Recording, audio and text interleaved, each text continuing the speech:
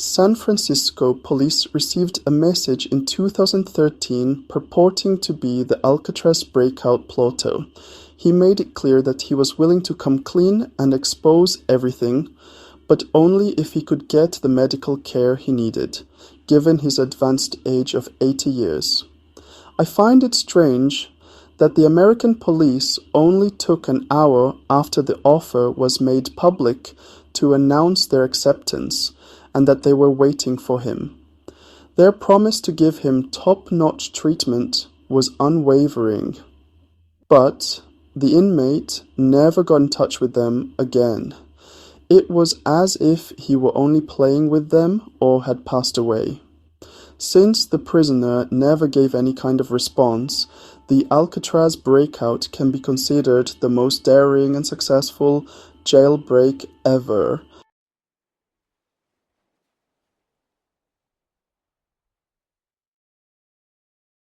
Hell was the name of the place from which humanity fled, thus it has been known to them. If you're here for the first time, I write mysteries. I am delighted you have chosen my channel, where I am skilled at entertainingly explaining interesting and strange things. Listen up, because I'm about to spill the beans on the most cunning escape strategy ever devised, a tale filled with facts and happenings that will blow your mind. The documentation and veracity of all details are of utmost importance. The dreams of freedom have been shattered on the rock of Alcatraz forever. At the prison's entrance, they scrawled this statement, which led to the prison's closure and its transformation into a tourist attraction.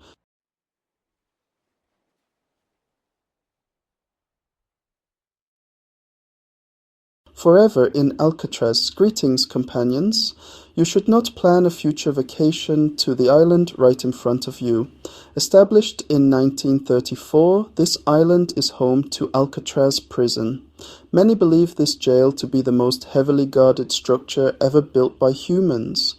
Not only was it built with great care to keep inmates from escaping, but it was also built to punish and demoralize them, and to annihilate their mind simultaneously. Obviously, they did this since the jail is a reform center and all of the convicts there were transferred from other American prisons. As a result, the state assigns a specific sentence to each offender convicted of a crime in the US. Unfortunately, Alcatraz is the penalty for inmates who disobey the rules or commit crimes while there. The inmate experience in Alcatraz may be imagined.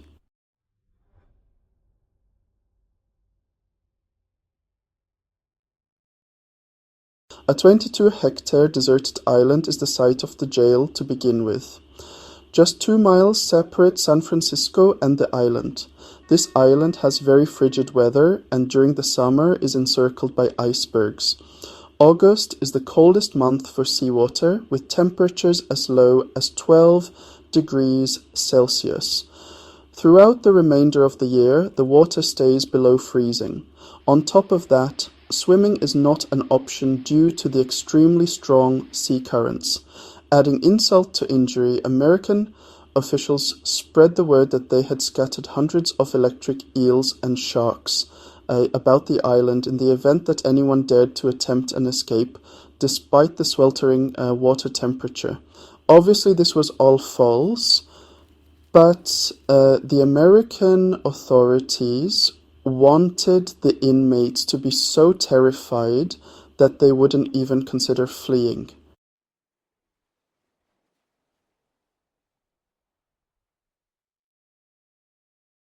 The island doubles as a restroom and, heaven forbid, a 24-hour open toilet. The area between the cells is monitored by guards who are on the move. Even when the inmates are inside the cell, they continue to patrol and watch their every move. No matter how small, like a snack or a short break, you are not allowed to leave the cell. While inmates only have 6 minutes of break time in the prison yard, they spend precisely 30 minutes in the prison kitchen preparing their meals. The restroom is cleaned once every 7 days. Inmates are tasked with the daily tasks of cooking, cleaning, maintaining, and repairing the jail facility. In the jail, everyone works in shifts and does their assigned job.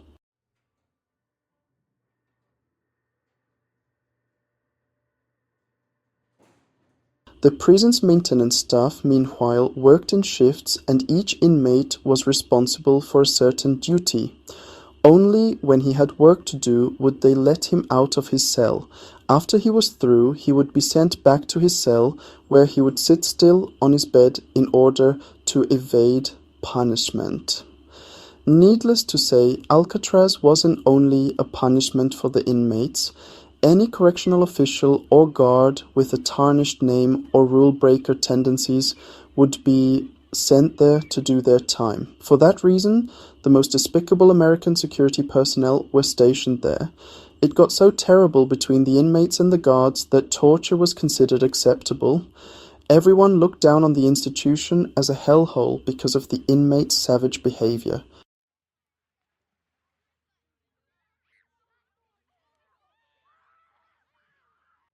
Because of how bad things were, the institution became known as Hell on Earth among inmates.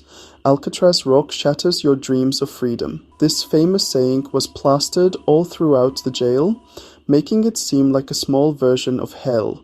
A jailbreak, in a nutshell, was an unattainable goal. In spite of all I've told you, 14 detainees attempted to escape from the jail. As a lesson to the other inmates, each of them was killed immediately. The inmates posed a serious threat, to be honest. Just picture a prisoner whose incarceration was directly related to a crime they committed while there. Without a doubt, they would not be your average citizens. Assume, for the sake of argument, that they were tolerant in permitting their treatment to be severe.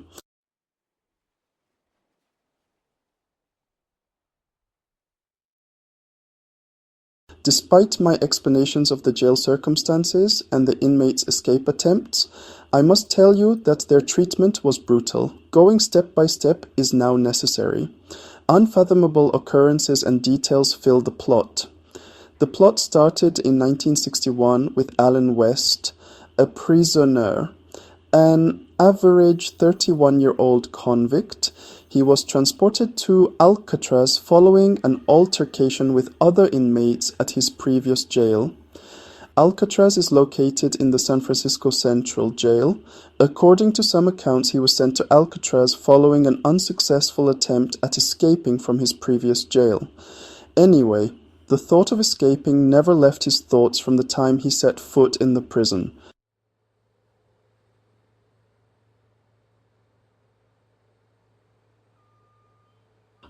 N had the unpleasant duty of cleaning the cell roof from time to time.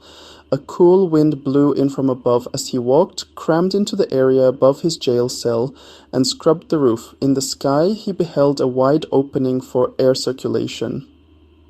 What caught him off guard was that he could fit through the relatively broad ventilation opening. The fact that he could see the sky upon entering indicated that he was in fact in a tube leading to the prison's rooftop. The rusted and pliable metal bars that had been concealing the opening were also easily removed. He could get out of prison via the hole if he could just remove it. But that wasn't all there was to it.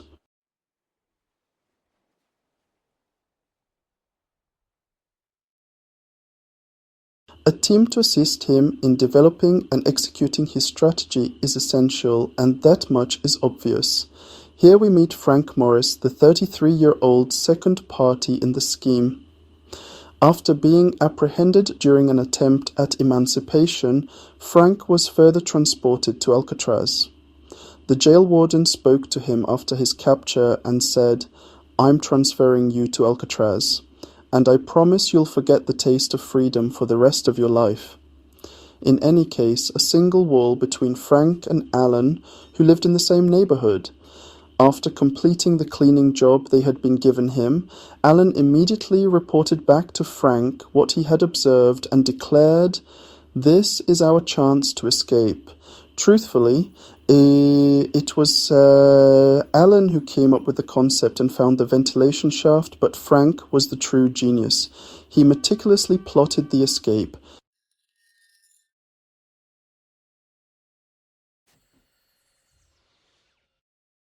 With an IQ of 133, Frank was clearly a genius, outsmarting 98% of the population. Frank informed Alan right away that they needed to band together and find someone to assist them in escaping. He deliberated for 5 days on who could be of use to them before deciding on the Anglin brothers, Clarence and John. Their proximity to his cell and the fact that they were his neighbors led to their selection. Second, they shared a cell and were brothers. He had to learn every inch of the area and do a thorough survey.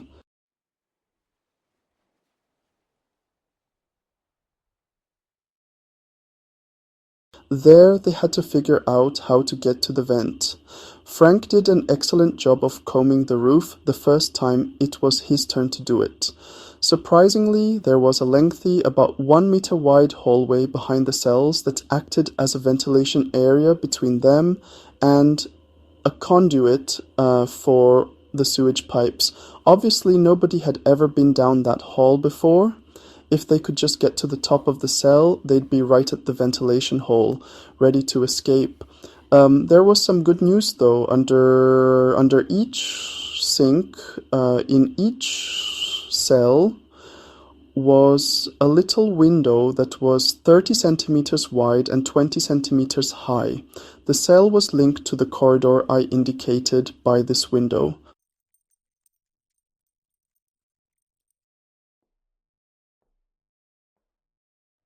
Naturally, the window was extremely tiny and covered with a piece of perforated iron, practically preventing anyone from passing through, but Frank figured it out. He could tell the jail walls were ancient because they hadn't been patched up in more than 15 years. The extreme salt of the water and the island's humid environment corroded the walls, making them easier to dig under. As a result, he had the crew steal spoons from the kitchen so they could use them while digging. In fact, they were able to sneak out 2 spoons in a month, one for digging and one as a backup from each of them. They began to enlarge the aperture. Along with spoons, the Anglin brothers utilized forks. They were aided by this item.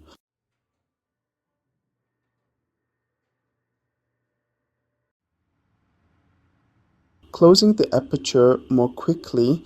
Naturally, there were 2 challenges they encountered when drilling. First, how to dispose of the debris, cement, dust, and stones that was expelled, and second, how to seal off the hole so that no one could see the marks of the drilling. One thing you should know before I tell you how they fixed these 2 issues, they used to drill daily at 9 p.m. Why? The reason being that was the 1 hour each day when inmates could play instruments and sing. Despite being confined to their cells, the convicts were given the chance to break out of their dark surroundings during this time. The sound of music and singing drowned out the drilling.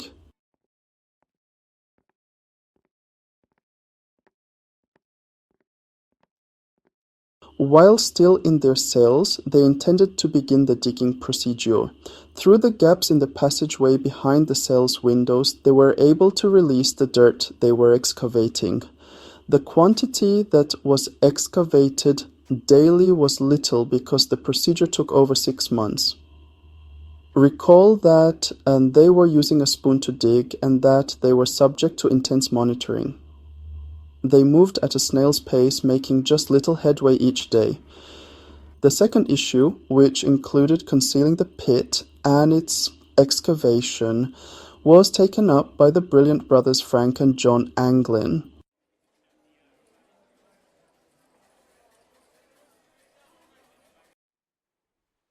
In the prison's art studio, the two were hard at work. Using newspaper, cardboard, small stones, and cement, they recreated the cell wall in the workshop, making the replica appear identical to the genuine hole in the wall. They used the same paint color for the wall on this model. After each day's labor was done, they would hang the cardboard model over the sink in such a way that it entirely covered the enormous aperture. It was hard for the guards to suspect anything because they never entered the cell. The fact that there was an aperture behind the cardboard model went unnoticed for an entire year, and no one even suspected that it was a model.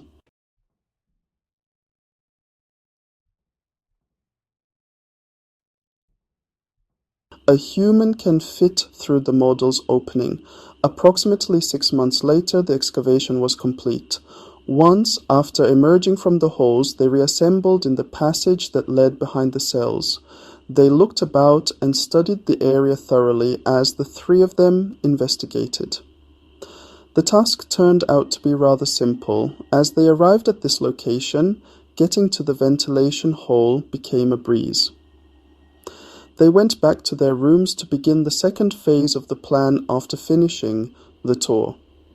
After escaping from the prison, they encountered an intractable problem: how to reach the city. I told you at the beginning of the film that the subject was unachievable due to factors like icy water, powerful currents, and frigid water.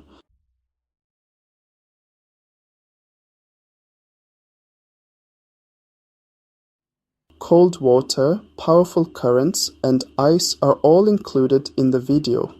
Not only did Frank assure them that we could construct a boat and life vests with the resources at our disposal, but he also repeated the urban legend that the area surrounding this jail is home to a real shark. Anyone in our shoes would have come up with the same brilliant idea, so we'll just call it an excellent one. So, how and why is everyone so sure of themselves? How on earth did he think we could manufacture a boat and life vests with such assurance? What gave it its origin? Frank had perused nearly every magazine housed in the institution, a fact that remained unknown to everybody. Those were, of course, the periodicals that made it to the jail. The convicts didn't have books to read. They wrapped sandwiches in them or utilized them for anything else, including covering the floor while they painted. They would raise the quantity of copies supplied to Alcatraz by any commercial publication. Sometimes quantities of 2,000 or 5,000 copies would reach them. The content of the magazine was irrelevant. What was important was its intended application.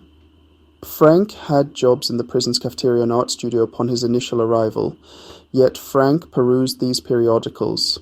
An item from one of these journals caught his attention once: how to construct a boat and a life vest from common household items was the topic of this article. He committed the concept to memory at that same second because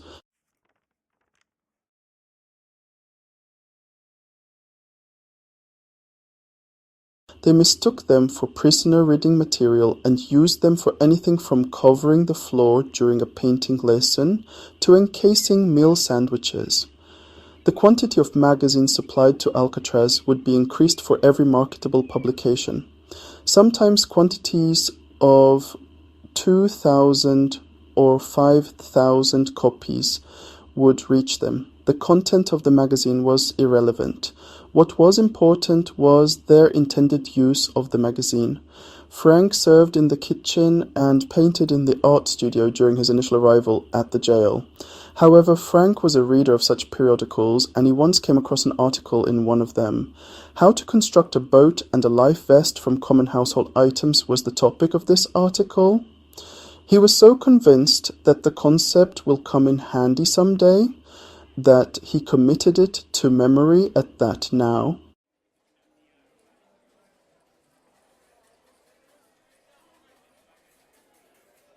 Someday he felt certain it would be useful. The issue was that Frank was unable to recall every element of the piece. For that reason, he began looking for the magazine on his initial day at the paint factory in order to reread the piece. The moment he discovered it, he ripped the paper and stashed it away in his cell.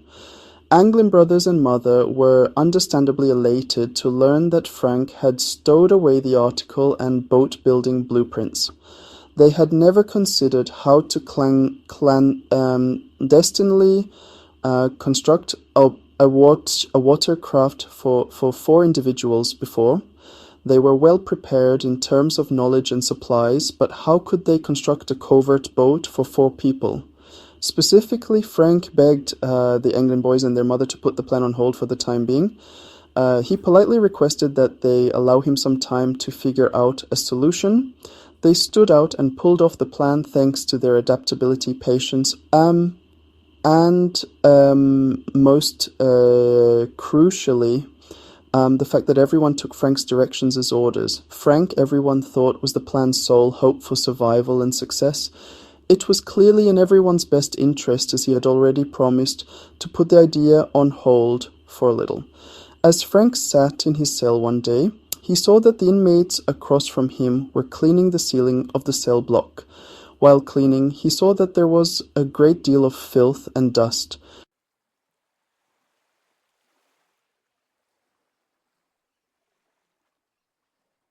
Allow Angelina to temporarily halt the plan. He politely requested, "Give me some time to figure out a good way." Flexibility in plan execution and patience were the defining characteristics of these individuals and the factors that contributed to the plan's success. Above all else, Frank's directions were orders to everyone. Frank, everyone thought, was the plan's sole hope for survival and success. It was unquestionably beneficial for everyone, as he had already promised to put the idea on hold for a little. As he sat in his cell, Frank once saw the inmates washing the ceiling of the cell across from him. There was a lot of filth and dust dropping throughout the cleaning time, which he noted.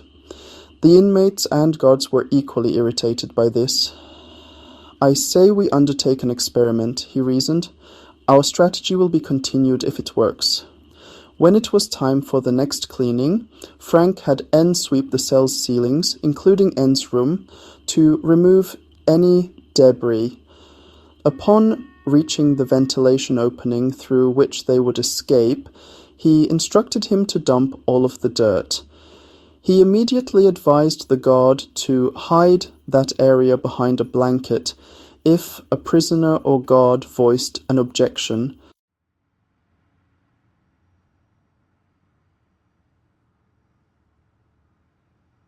"It topples over," he reasoned. "Let's try an experiment." As the inmate and guards were bothered by this, "If all goes according to plan, we will press forward." On the same day, Frank instructed him to collect all the debris from the cells above his room's roof, specifically the area around the ventilation opening, the next time he cleans the roof. Upon his arrival, he ought to immediately pour all of the dirt down. If a prisoner or guard raises an objection, he should advise the guard to seal the ventilation aperture and conceal it with a blanket as soon as possible. They may now look forward to going to their session each day. Another issue arose, though. How could they sneak out of their quarters and into the office on the second floor? Frank and Clarence Anglin were the ones who had the answer this time. Frank proposed that they create representations of human heads. Natural hair and skin tone would characterize the model. Thanks to their jobs at the paint business, John and Frank were able to sneak away paint, cardboard, and paper. To get a skin tone match, Frank customized the paint. Using a combination of normal paper, toilet paper, cardboard, soap, toothpaste, and cement from the excavation, they constructed the replicas. They used the paint they had on hand to tint the face to mimic skin tone, and Their models were an exact match for human heads.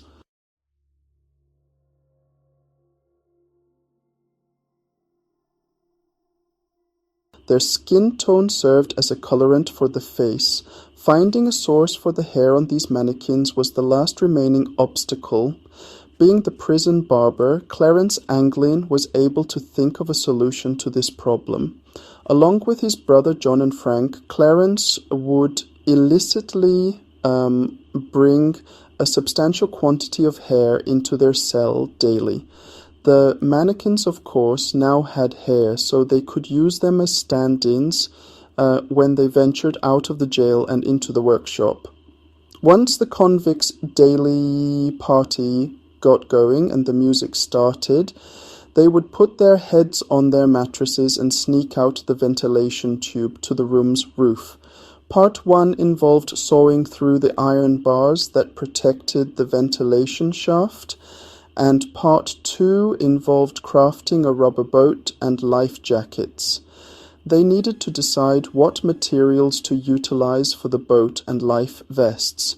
The delicate coats would be used to manufacture them because both inmates and guards were required to labor outside of the jail building in cold and unpredictable weather.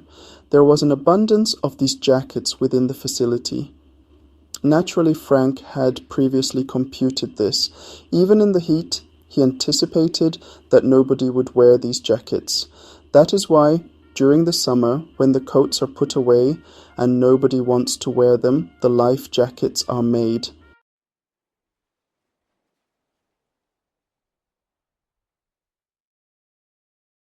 First, constructing a rubber boat and life vests. Second, blocking the ventilation shaft with iron bars. The first concern is the material that will be utilized to construct the boat and life vests. The fluffy coats will be used to manufacture them. Inmates and guards alike were required to do tasks outside of the prison walls, where the weather might be rather chilly and unpredictable, necessitating a substantial supply of these jackets. Even Frank had thought about it and predicted that nobody would use these jackets throughout the summer, so they would simply collect dust. Because no one would be inquiring about these jackets in the summer, they would construct the getaway boat then. It would be easy to take them then, as no one would suspect a thing was amiss.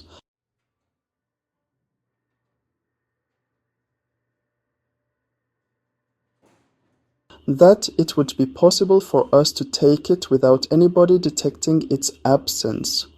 They succeeded in stealing 22 coats, and for 2 months, as soon as the inmates began singing, they would put the dolls on the beds to make it appear as though they were sleeping. Then they would climb to the roof and begin working in the covered area, crafting boats out of the jackets and cutting the iron bars that covered the ventilation hole. They completed all of their tasks and were able to get out of prison 2 months later. They decided to flee on November 6, 1962.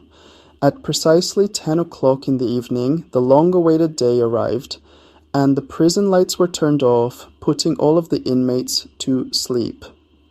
But Frank, Al, and the Anglin brothers sneaked up to the cell ceiling through the ventilation openings, while the dummies were set up on their beds to give the impression that they were dozing off. But then the unthinkable occurred. Al was unable to escape his jail. The rationale for this was because Al had used the boat to block his cell's ventilation hole the day prior, but he neglected to bring it to the roof in order to supervise the guards. He had put on weight in that time, and now he could hardly squeeze through the ventilation hole into the corridor behind the cells. Unsurprisingly, his 3 friends informed him, "We'll keep going. Once you find a way to widen the hole and escape, come follow us." While some climbed to the jail top, others used the ventilation opening to get inside.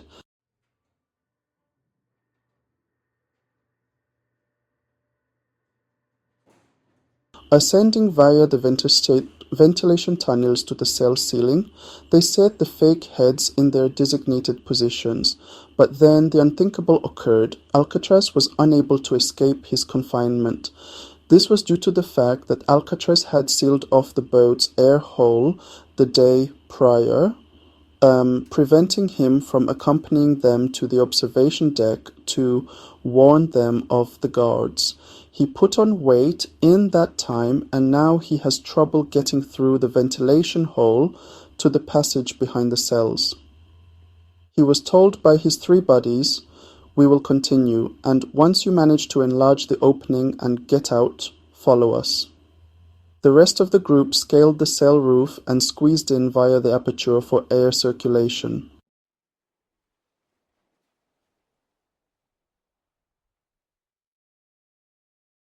They persisted all the way to the prison's rooftop. They crept down there and found out that the reports were true. There were no snipers or guards. Eventually they came to the metal bar wall that encircled the jail. They scaled the wall and made it to the shore, where they discovered the life vests and boat. They used a homemade pump to inflate them. The accordion's sound-producing mechanism was removed and the instrument was transformed into a pump. The boat and life vests were inflated with its help. They hung around for a while, anticipating that N would eventually join them. It was all because of him that they had gotten to where they were now. He had the notion. But they gave up and got on the boat.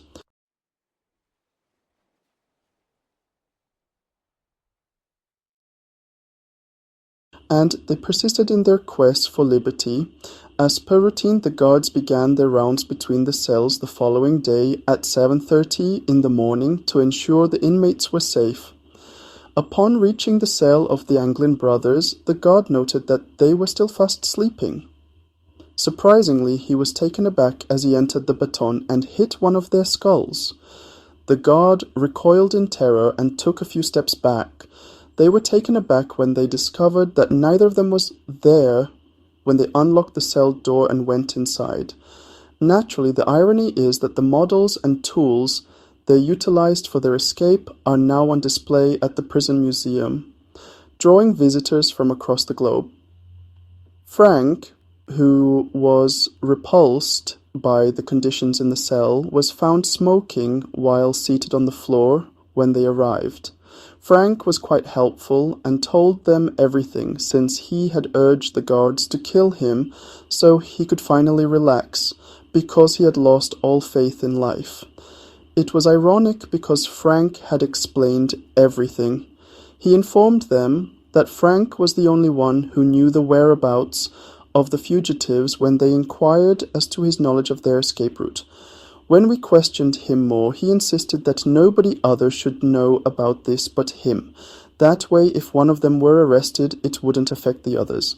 Naturally, search parties were dispatched, but unfortunately, they could not be located. Because of this, the prison authorities succeeded in their plot and claimed the 3 inmates perished while at sea.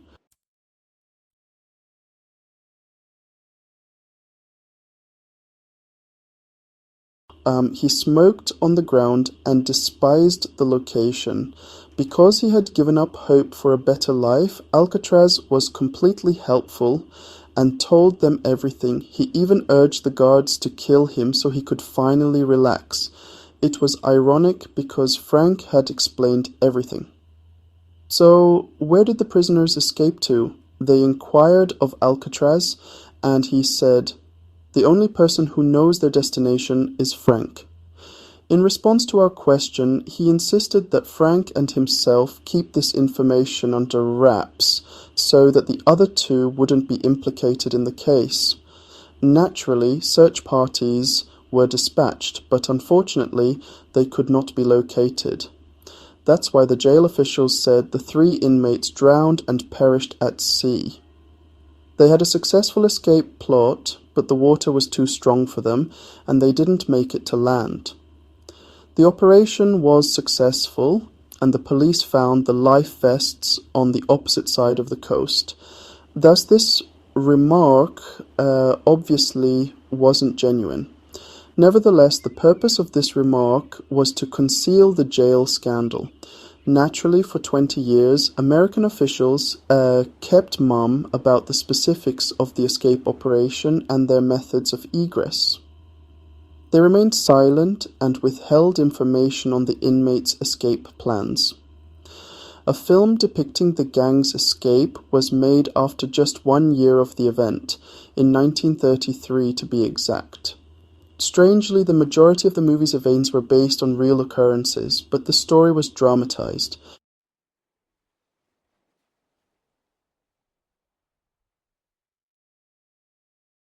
In the attempt to flee, but they perished in the face of the overwhelming ocean. The operation was a success, and the cops discovered life vests on the opposite shore, so obviously this is not accurate. Nevertheless, the purpose of this remark was to conceal the jail scandal. Details of the escape operation and their method of escape were kept secret by American officials for 20 years. No information on the inmates' escape from the jail was divulged. A film depicting the gang's escape was made after just 1 year of the event, in 1933 to be exact. Strangely, the producers managed to get their hands on most of the real-life events shown in the film through questionable ways. Strangely, American officials were tight-lipped about the narrative, but the filmmakers got all the facts straight. On the same year that the prison was closed, the sign that should have read "Alcatraz will shatter your dreams of freedom" was changed to read "The dreams of freedom were shattered on Alcatraz forever." The jail was turned into a tourist attraction after the escape narrative. As evidence that they were still alive, the Anglin brothers sent a photograph of themselves to the American authorities in 1975. Just as I mentioned before, genius Frank Morris wrote to the authorities in 2013, claiming he was prepared to turn himself in, but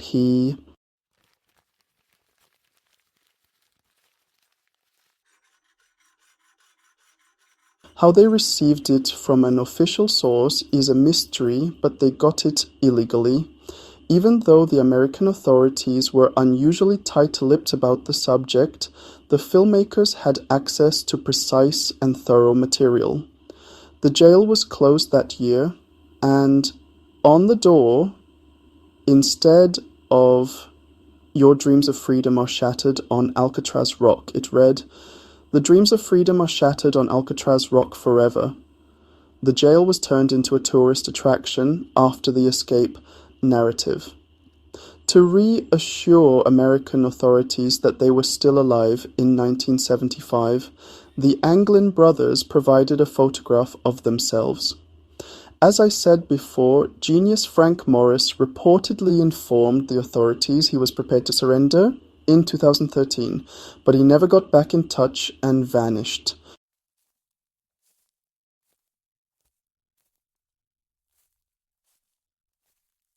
He got in touch with them once more before vanishing again.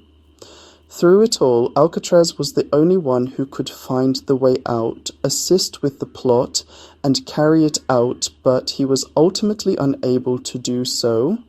Without him, nobody would have known the specifics of the plot, or how they pulled off the most daring escape in human history, so maybe that's the only positive aspect. That concludes today's tale. My sincere wish is that it exceeded your expectations. If you're into bizarre anecdotes like these, you might enjoy The Greatest Prison Escape. We discussed a prisoner's 4 escape attempts from a particularly hazardous jail in Japan in this video. What do you think? Were the insinuations and falsehoods spread by the American police the first obstacles to the inmates' escape, or was Frank Morris indeed a genius who cracked their code and escaped?